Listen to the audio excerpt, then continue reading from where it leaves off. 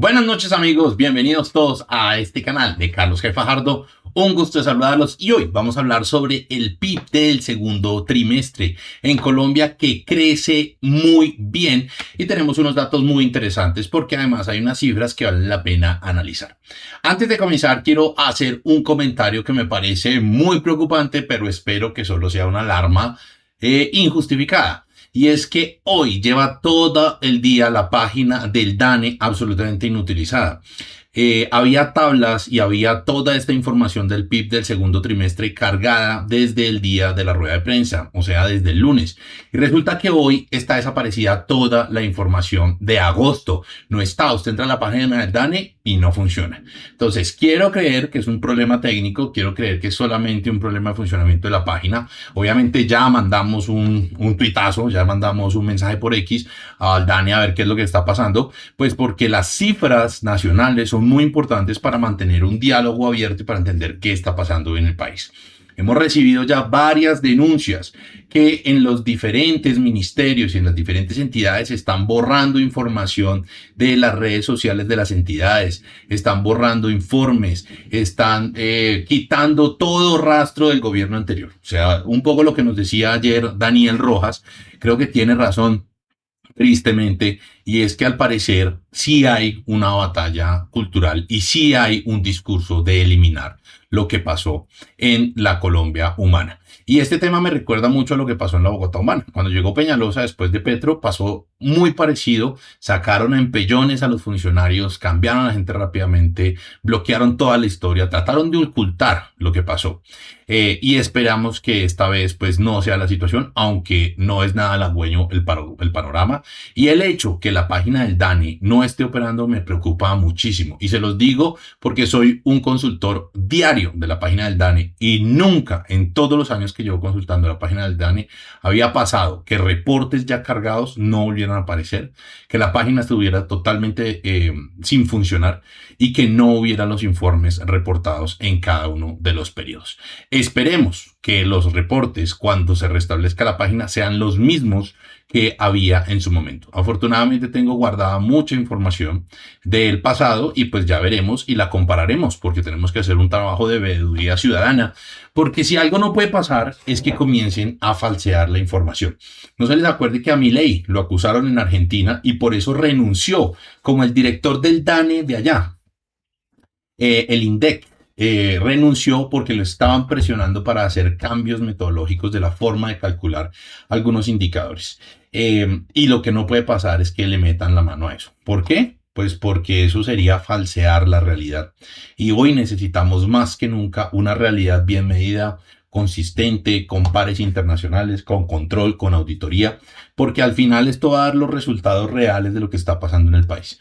Por supuesto, yo personalmente le deseo mucho a que este gobierno, a pesar que es absolutamente contrario a todas mis visiones, a mis posiciones ideológicas, a mi entendimiento de la economía y de la política, tiene que irle bien, porque si le va mal a este gobierno nuevo, nos va mal a todos. Y pues no puedo ser tan tonto de pedir que le vaya mal a algo o a un contexto en el cual también pertenezco. Entonces les deseo lo mejor a pesar de las muy profundas diferencias y aprovecho este inicio del en vivo para hacer esta denuncia que me parece muy importante hacerla en este momento, porque ojalá sea solamente un tema meramente técnico de infraestructura tecnológica y no estemos realmente ante un tema de poner en riesgo la consistencia y la calidad de la información estadística en el país, situación que sería muy, muy grave.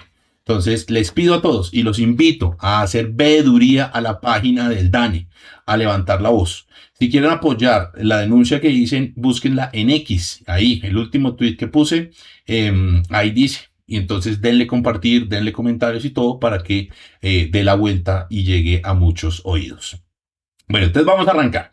Lo primero que tenemos que contar es que el ICE, como ya les he explicado en otros en vivos, es el indicador de seguimiento a la economía. Entonces, el DANE tiene dos métricas para monitorear el crecimiento económico. La oficial, la que nos sirve para compararnos con otros países, es el PIB, el Producto Interno Bruto.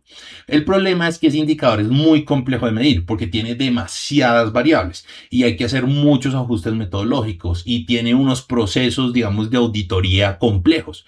Entonces el DANE se inventó una vaina que se llama el ISE, el Indicador de Seguimiento de la Economía, que es, hagan de cuenta, como un cálculo del PIB simplificado. Es tomar algunas variables que ya tiene el PIB, alguna información que se utiliza para el PIB en una versión más resumida, con menos nivel de detalle, con menos nivel de auditoría. Entonces siempre se dice que el ICE es un buen indicador de lo que va a pasar en el PIB, pero no refleja exactamente el movimiento de la actividad económica.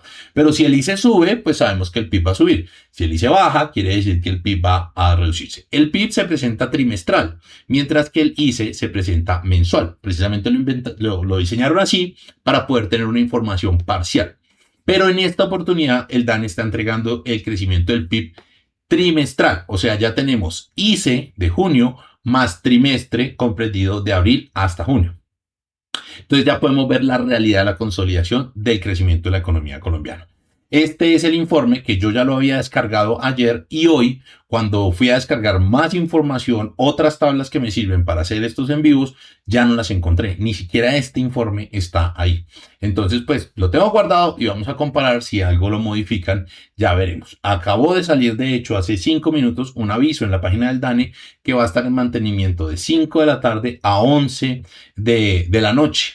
Ya veremos ese mantenimiento qué significa. Vuelvo, insisto, espero estar equivocado y que solamente sea un ajuste de temas de plataforma tecnológica y no tenga nada que ver con la consistencia de la información estadística. Bueno, entonces, ¿qué tenemos? Una belleza. Una belleza de reporte. ¿Por qué? Porque me está diciendo que la economía colombiana está creciendo al 3.5%. 3.5%. ¿Ustedes se acuerdan esos economistas bien flojos que estaban diciendo que eso era una porquería crecer al 2.2, que eso era una porquería crecer al 2.4? Pues aquí les traigo crecimiento al 3.6, a ver si todavía les parece una porquería. ¿Y esto qué nos está demostrando? Entonces, ICE crece 3.6% anual y el PIB crece 3.4% anual. Acuérdense que cuando hablamos anual es porque estamos comparando el año móvil. Entonces estamos comparando los resultados consolidados al segundo trimestre del 2025 contra los resultados consolidados al segundo trimestre del 2026. ¿Listo? Entonces, este es un dato muy interesante. Cuando hablamos de serie original o cuando hablamos de serie ajustada por efecto estacional al calendario, la serie original es la oficial, es la que se publica, es el dato que siempre sale en los medios y es con el que se publican los reportes internacionales.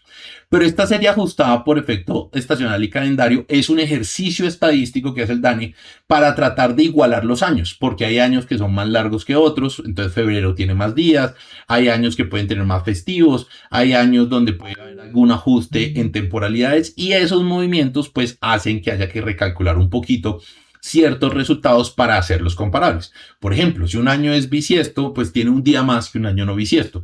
Entonces, para poder comparar los dos crecimientos, pues lo que hacen es le quitan un año a uno para igualarlo en un ejercicio estadístico, aunque la serie original es la que se publica.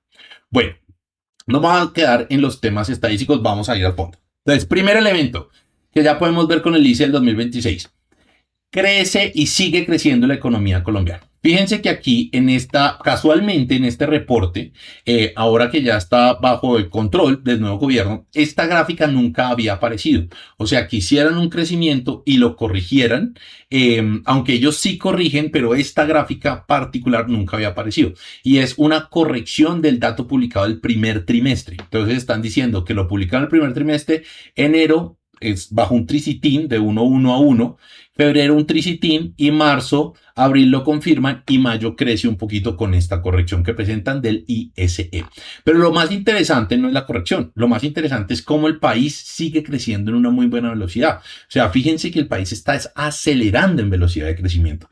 Y pues todo esto es resultado de las implementaciones de políticas de largo plazo. Piensen en una cosa, cuando le metemos la mano a la economía, cuando decimos vamos a desarrollar el país con talento humano, pues en los primeros años donde usted gasta en desarrollo, en educación, pues usted gasta en desarrollo, en infraestructura, pues realmente el movimiento no es tan fuerte porque la gente se está entrenando. Pero en la medida que eso se vaya consolidando, pues usted va viendo el resultado a largo plazo. Lo mismo en las inversiones de largo plazo, en los cultivos agrícolas. Yo puedo entregar tierra hoy, pero hoy no sale la mata. La mata toma un tiempo para crecer. Entonces, todo eso ha sido, digamos que el gobierno o el país, más bien, ya no hablemos de gobiernos, el país en el 2026 está acumulando todas las apuestas que hizo el gobierno de Petro durante los últimos 4 años y por eso tenemos un muy buen crecimiento económico que obviamente esperamos que el sesgo ideológico y la torpeza política no eche a perder las cosas buenas. Pero tristemente estamos viendo que por ideología, al parecer, no van a respetar mucho los buenos logros. Esperemos de nuevo equivocarme como con el tema de lo de la página del DANE. Bueno, si ven ustedes en la historia de crecimiento, hay otra particularidad en este crecimiento que estamos viendo.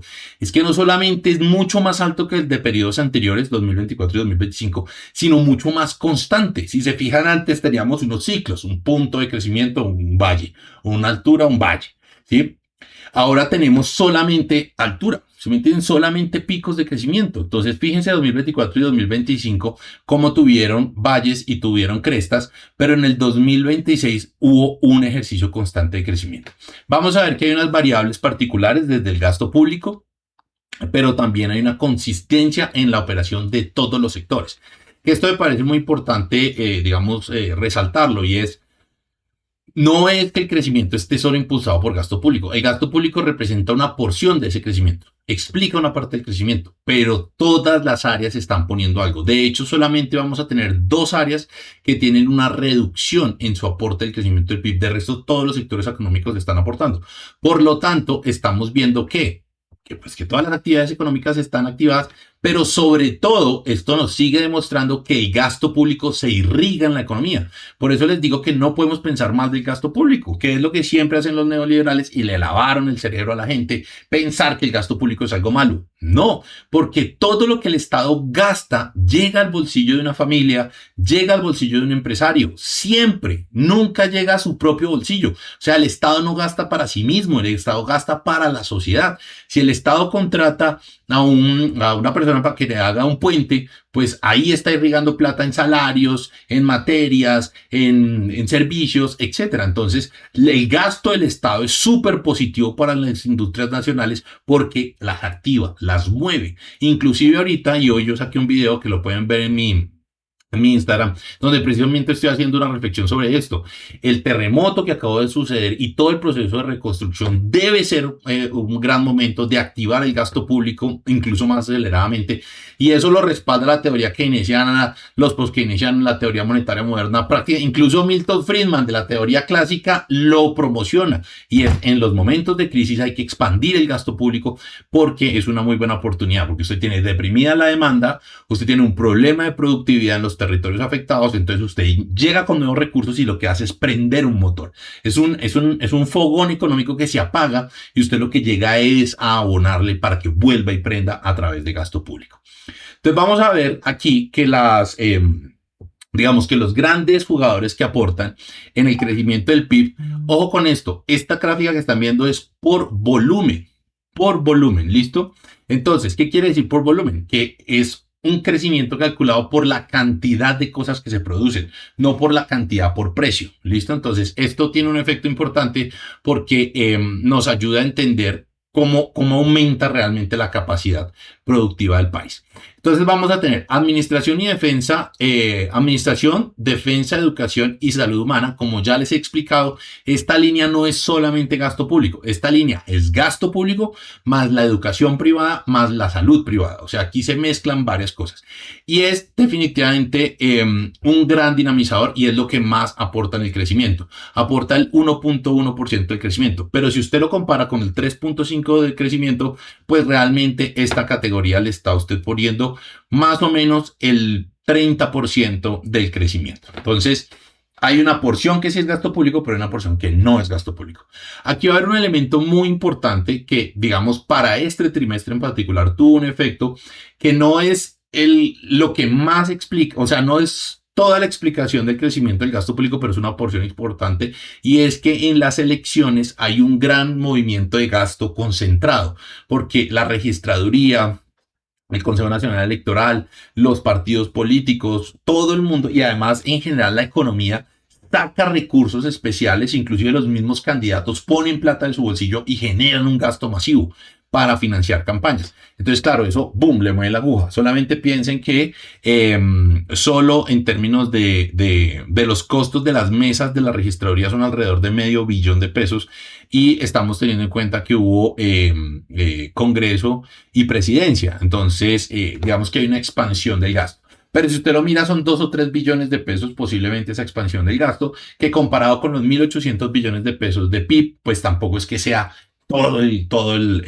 una participación tan grande. Pero si yo tengo 3% de crecimiento del PIB, quiere decir que el PIB creció como unos 60 billones, de los cuales 3 billones son fruto del tema electoral. Entonces termina haciendo una explicación importante en este trimestre en particular.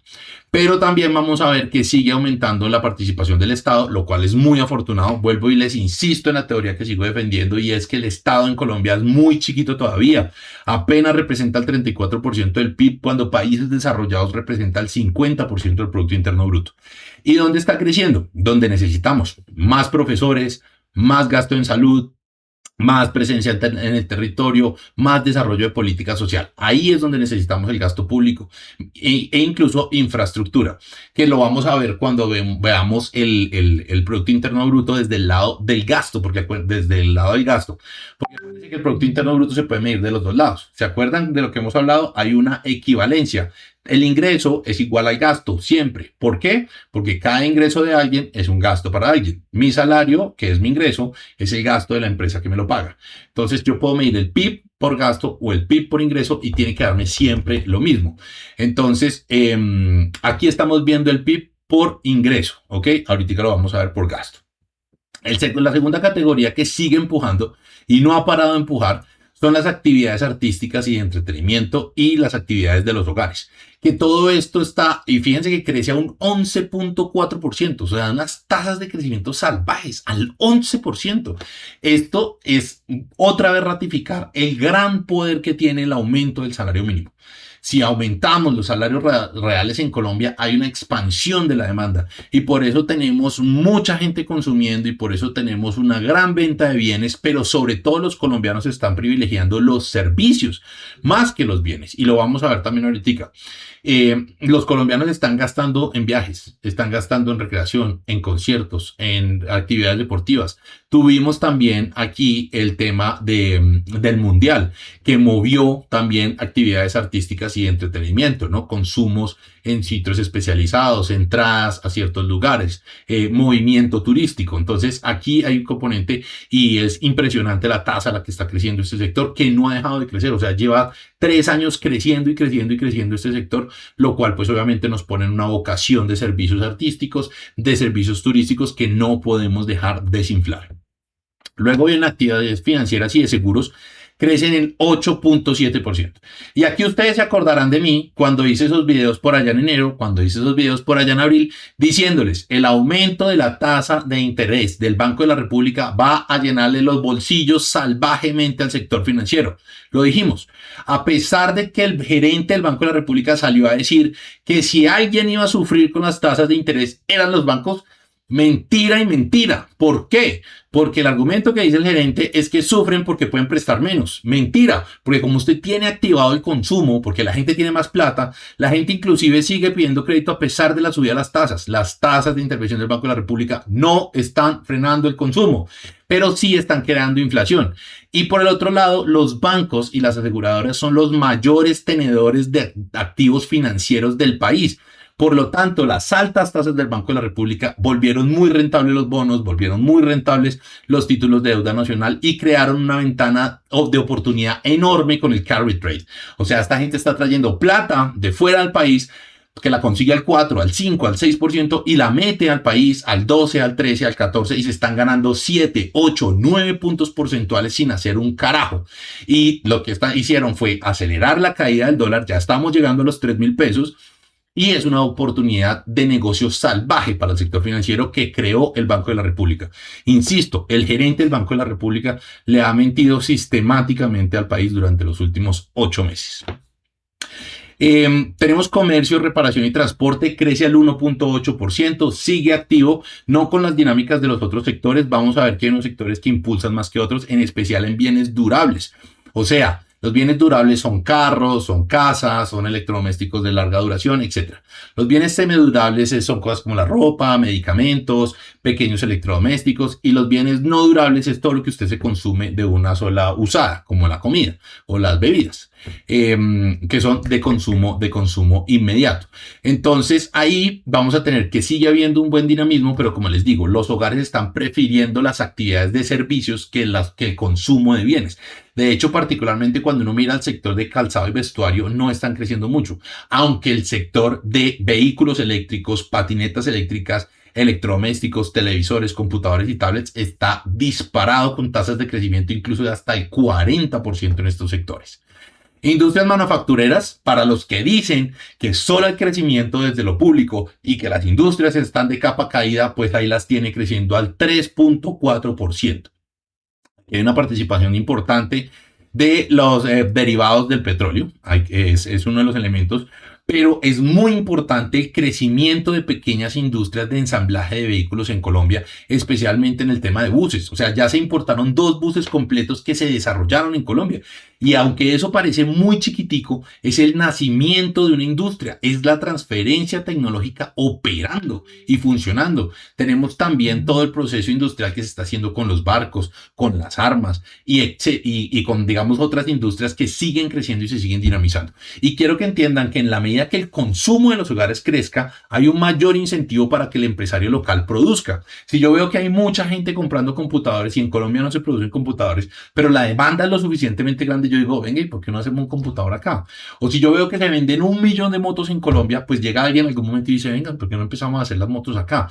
Para que haya desarrollo industrial, tiene que haber un mercado. Es que eso es lo que nunca he querido entender, o no sé si no les cabe en la cabeza o se hacen los bobos, pero el crecimiento industrial no es el primer nivel, no es que usted produce industrialmente y luego llega al mercado. No, es al revés. El crecimiento industrial existe donde hay mercado.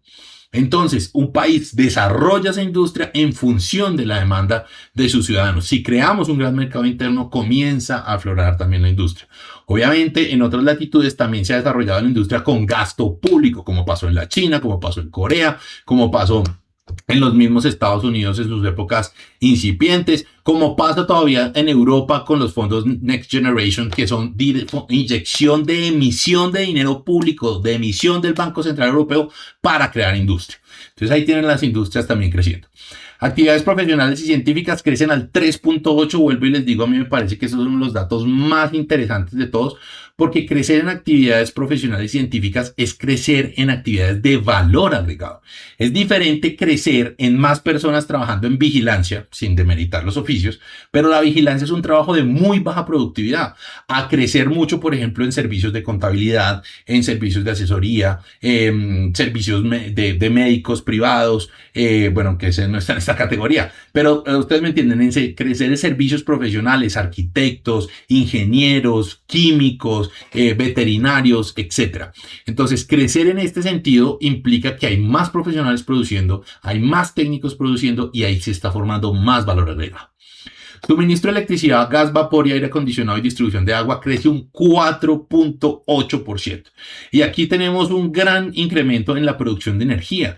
¿Y esto por qué viene? Pues porque Colombia ya tenía una capacidad instalada de energía. Hay unos aumentos un poquito de los precios, se recuperan un tricito los precios de la energía porque venían bajando muchísimo por exactamente una intervención del Estado. Por eso les he dicho que con verdadero control de la inflación no viene de la política monetaria del Banco de la República, sino viene la intervención consciente de un gobierno que le mete la mano a los bienes o servicios que son necesarios para controlar los precios de la canasta familiar, como hizo el gobierno con la electricidad. Pero Colombia creció muchísimo en su capacidad de producción de energías limpias. Entonces eso aumenta la producción de electricidad y lo que estamos viendo un crecimiento de este sector. Ojalá este nuevo gobierno no paralice las iniciativas de creación de energías limpias, Aunque, pues vuelvo y les digo, las cosas que están haciendo, pues no nos pinta muy bien. Acabaron de derogar el decreto con el que se protegían casi 2000 hectáreas en el páramo de Santurbán para que estuvieran protegidas del fracking y de la minería. El nuevo ministro de Agricultura lo primero que hizo al posesionarse fue revocar, anular, quitar ese decreto que protegía esta zona ecológica tan importante y el agua para Santander y norte de Santander y básicamente para todo digamos, como toda esa región del país. Entonces, pues no es muy halagüeño el panorama y los resultados de las energías limpias pues son dicientes tanto en crecimiento económico como en calidad de vida y en protección del medio ambiente. Vamos a tener actividades inmobiliarias creciendo al 2.1%, muy satisfactorio, una reactivación de este sector que tuvo un periodo un poco difícil hace un año. La construcción sigue creciendo, 2.8% de crecimiento. Aquí vamos a ver principalmente crecimiento en infraestructura. La vivienda sigue de capa caída por lo que yo les he explicado y se los expliqué en otro video. Si quieres ver mi explicación sobre por qué la vivienda está de capa caída en volúmenes, aunque los precios estén altos, digamos, para la capacidad adquisitiva de los colombianos, mira el en vivo y especial que hice hace 2 semanas, que lo puedes ver aquí en el canal de YouTube, sobre el tema de vivienda. Entonces, en construcción está muy impulsado por la infraestructura. ¿Por qué? Pues porque hay un montón de proyectos en Colombia. Tenemos metros, tenemos trenes, tenemos todos los malecones que se están construyendo, vías 4G, vías 5G, vías terciarias, puertos. O sea, hay aeropuertos, más de 20 y pico intervenciones hay en aeropuertos, inclusive la construcción de aeropuertos nuevos, como el aeropuerto del Café. Entonces, todo esto es infraestructura en construcción. Y allá es donde tiene que ir el gasto público. ¿El gasto público hay que crecerlo? Sí, hay que crecerlo. ¿En qué? En infraestructura de alto nivel. Es uno de los elementos. Ya les dije el otro, que es política social. Pero el otro es ampliar toda la infraestructura. Trenes venteados, aeropuertos venteados, puertos para barcos venteados y verá cómo esta economía ¡pum! Se pega un salto impresionante. La agricultura está lentica. Este año la agricultura particularmente ha estado muy lentica. Tenemos muchos fenómenos. Tenemos el fenómeno de Córdoba, tenemos el fenómeno del superniño, tenemos también el fenómeno del aumento del precio de los fertilizantes. Entonces hay está lenta la agricultura este año, mientras que la agricultura fue la joya de la corona en el 2024 y 2025, que crecía a tasas del 10%, este año se frenó un poco ese sector. Aunque si miramos la ganadería está muy positiva, entonces la ganadería sigue impulsando. Aquí también podemos hacer un análisis sobre el consumo, ¿no? Nos tocaría llegar a las cifras, pero en el primer olfato me puede decir a mí que si aumentan los salarios de la gente, también cambian los hábitos de consumo, y eso implica incluir carne dentro de su dieta. Porque para los que no saben, las personas de bajos ingresos no incluyen carne en su dieta, básicamente porque el presupuesto no les daba. Bueno, seguimos. Eso para hablar, digamos, de los resultados trimestrales que nos plantea el DANE. Acuérdense que este fue el indicador, este que acabamos de ver, es el indicador del seguimiento de la economía. ¿Listo? Que este es el de junio. ¿Ok? Entonces vamos a ver ya el PIB, que el PIB ya es la cifra depurada, consolidada, digamos, organizada. Estos son los datos del primer trimestre, listo, y estos son los datos del segundo trimestre. Entonces, fíjense, los bancos, Banco de Bogotá, Da Vivienda, Banco de la República y Bancolombia estaban proyectando un crecimiento del 3.5% del PIB, 3.2, 3.2 y 3.1. O sea, incluso en los banqueros, que son los más pesimistas usualmente de estas cifras, pues la situación o la previsión era, wow, eso está muy bien. Y pues terminamos reportando un crecimiento del 3.5% del crecimiento del PIB. Esto es un crecimiento muy satisfactorio, es un crecimiento que pone a Colombia, como les voy a mostrar aquí en esta gráfica, que está por aquí, creo que es la última, como pone a Colombia como el tercer país de mayor crecimiento en la OCDE. O sea, realmente Colombia está teniendo un comportamiento sobresaliente en su economía. Ustedes pueden ver que estamos pegaditos solo a 0.3% de Corea del Sur y de Lituania, que son países que vienen creciendo muy rápidamente por encima de Suecia, España, Costa Rica, Portugal, Estados Unidos, Estonia, Chequia. O sea, por encima de todos los países de la OCDE, tercer mayor crecimiento de la economía en este periodo, lo cual pues obviamente tiene que hacernos sentir pues muy felices porque, como les digo, si al país le va bien, a todos nos va muy bien. Ahora, Para hacer una presentación rápida de la parte del otro lado. Ya les mostré los ingresos. Ahora les voy a mostrar el gasto. ¿Cómo crece en gasto? Acuérdense que gasto e ingreso es lo mismo. Entonces medir el PIB por cada uno de los dos lados, pues nos da lo mismo.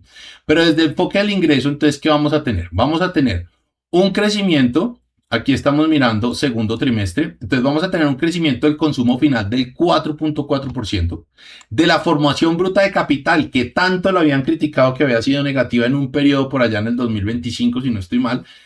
La formación bruta de capital crece un 7.1%. Exportaciones hay una reducción del 1%, especialmente por exportaciones de frutas, ya lo vamos a ver. Esto puede tener alguna relación con los aranceles, es posible, de Trump. Habría que hacer un análisis más de fondo y un aumento del 7.5% de las exportaciones. Obvio, están aumentando las exportaciones aceleradamente por la mejoría de la tasa de cambio.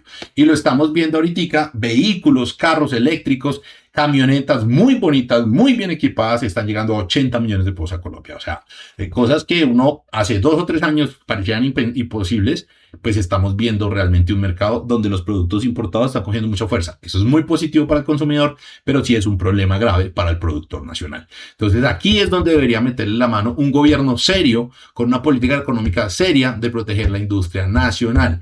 No vía encarecimiento del dólar, sino vía, por ejemplo, un modelo de compras garantizadas para el sector industrial, una inyección de capital de riesgo en la creación de nuevas industrias, una inyección de capital para los procesos de internacionalización, política pública de desarrollo comercial e industrial.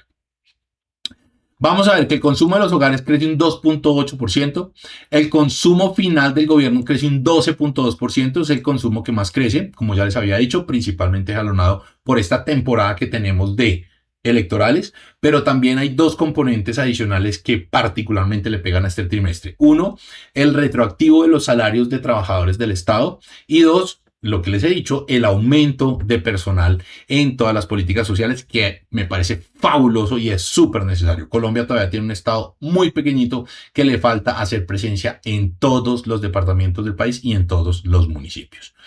El consumo, el de los hogares, crece un 2.6%, donde vamos a ver, y como se dan cuenta, el mayor crecimiento está en los bienes durables. O sea, los colombianos, ¿qué están haciendo? Están comprando bienes que normalmente se compran para largo plazo o con crédito. Por eso hay una mayor venta de motos, de carros, de patinetas eléctricas, porque el colombiano le está metiendo la plata a eso. ¿Qué quiere decir? Que en teoría el aumento de las tasas de intervención del Banco de la República, que debería pegarle principalmente a los bienes durables, porque son los que se compran con crédito, como un carro, deberían los bienes durables estar de capa caída si el Banco de la República tuviera razón. Pero no tiene razón porque precisamente es lo que más crece. ¿Y por qué? Porque estudios han demostrado que el consumo de los hogares no lo frena la tasa del Banco de la República, lo frena es la disponibilidad de dinero. Si la gente tiene que gastar, al final no importa si le cobran un poquito más de tasa. Ahora, si usted lleva la tasa al extremo, como pasa en Brasil, que la tasa de las tarjetas de crédito puede ser del 100, del 200% anual, pues usted está en una situación diferente. Pero la variación de un par de puntos porcentuales, como pasó de 3 puntos porcentuales realmente, como pasó en Colombia, del 9.25 que estaba en diciembre al 12% irresponsable antitécnico, que no me cansaría de decir, del Banco de la República, pues en la práctica son 2.75%, que al final al consumidor sí le aumenta los intereses, pero no cambia su decisión de compra. En cambio, sí le llena los bolsillos a un poco de gente y encarece las estructuras financieras de las empresas. Si alguien debería estar en contra del aumento de las tasas, deberían ser todos los empresarios unidos. Bueno, los bienes durables, no durables, 1.6%, que son lo que les digo, los de consumo inmediato, y los semidurables, ropa, zapatos, etcétera, 5.2%. Desde el lado del consumo final de los hogares, como ya lo venimos hablando, recreación y cultura es lo que más marca, disparadísimo. Bienes y servicios diversos, 4.7%. Agua y electricidad, servicios públicos, sube un 3%. Salud, 3.6%. Transporte, un 3.6%. Muebles y artículos para el hogar con conservación ordinaria para el hogar, 6.9%. O sea, la gente está comprando sofás, está comprando camita nueva, está comprando mesas de comedor, lo que significa capacidad de consumo, ingreso real. Por eso, si se aumentan los salarios, usted mejora la vida de la gente, al tiempo que hace más rico a los empresarios. Por eso es una un nivel de ignorancia absurdo estar en contra del aumento de los salarios. El aumento de los salarios generalizados es el mejor negocio para todos en la economía. No hay una sola persona que no se favorezca de la decisión del aumento de los salarios.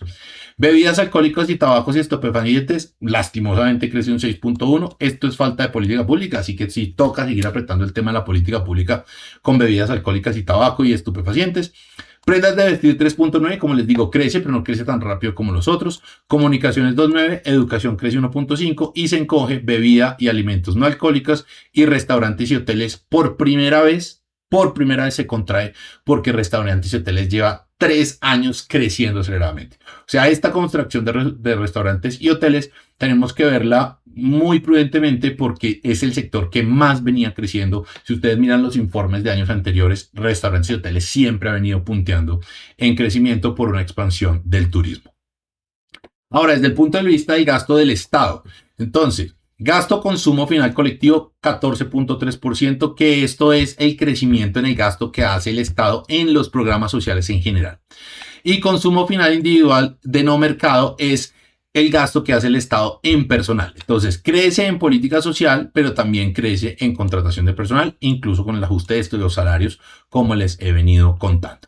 Y en formación bruta de capital, ¿dónde crecemos salvajemente? En maquinaria y equipo. ¿Por qué? Pues porque hay mucha construcción de infraestructura.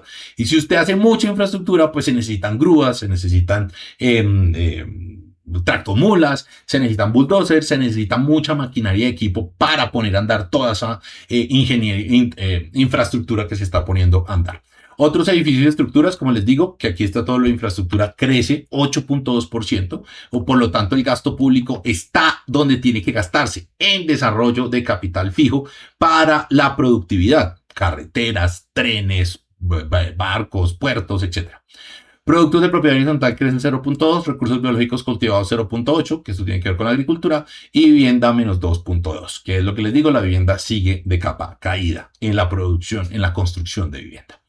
Esto inclusive nos hace preguntarnos si de pronto cuando por allá, ¿cómo se llama? El exdirector de la UNGRD, Carrillo, nos dijo que él no creía en el dato del déficit habitacional. Entonces uno se pregunta si puede ser cierto o no puede ser cierto, porque la vivienda sigue cayendo y los precios no ceden. Entonces habría que mirar y tendríamos que hacer un análisis mucho más profundo de esto. Me gustaría hacer un en vivo solo sobre este tema para que analicemos esa correlación de la producción de vivienda que cae, pero los precios que no aflojan. Entonces hay capacidad de compra, pero de pronto hay menos demanda. O sea que solo están comprando algunas clases sociales, más personas también están viviendo en arriendo, hay un cambio generacional en los criterios. Aquí tenemos que hacer un análisis mucho más de fondo porque no hay una explicación. Digamos que la explicación directa cada vez se nos vuelve un poco más compleja. Yo les hice un envío explicándoles la parte de los constructores, dónde los constructores han metido la pata. Pero ahora tenemos que hacer un envío explicándoles cómo están cambiando las realidades de consumo de los hogares sobre la vivienda. Bueno, exportaciones, como les digo, está cayendo, principalmente no exportaciones de bienes, sino exportaciones de servicios. Tenemos aquí una reducción y de importaciones, pues principalmente de bienes y de servicios. Es muy parejito. Bueno, amigos, este es el resumen rápido de lo que fueron los resultados del crecimiento económico para el segundo trimestre en Colombia, que sigue siendo una cifra maravillosa. Tenemos el menor desempleo del siglo, tenemos un dólar llegando a 3.000 pesos, tenemos un crecimiento económico al 3.5%, o sea que usted le puede decir cualquier cosa negativa que se le dé la gana al gobierno que acabo de terminar, pero no puede decir de ninguna forma que estamos en una crisis económica o que el país no va por muy buen camino económico, como quiere decir el ilegítimo y lo ha dicho en alocuciones presidenciales. No los acompañan las cifras. Y por esto, amigos, me da miedo que el hecho que no esté disponible la información del DANE en la página pueda ser algo diferente a solamente una pequeña falla técnica o mantenimiento de un sitio web. Espero que no sea así y que respetemos siempre la integridad de la información, porque solo con datos verificables y con datos comparables entre periodos, pues podemos saber si vamos bien o vamos mal. Amigos, vuelvo y les digo, frescos, el país viene muy bien y esperemos que la ideología torpe no se tire las cosas que van por buen camino. Feliz noche, no se les olvide darle compartir, seguir el canal y activar la campanita. Un abrazo.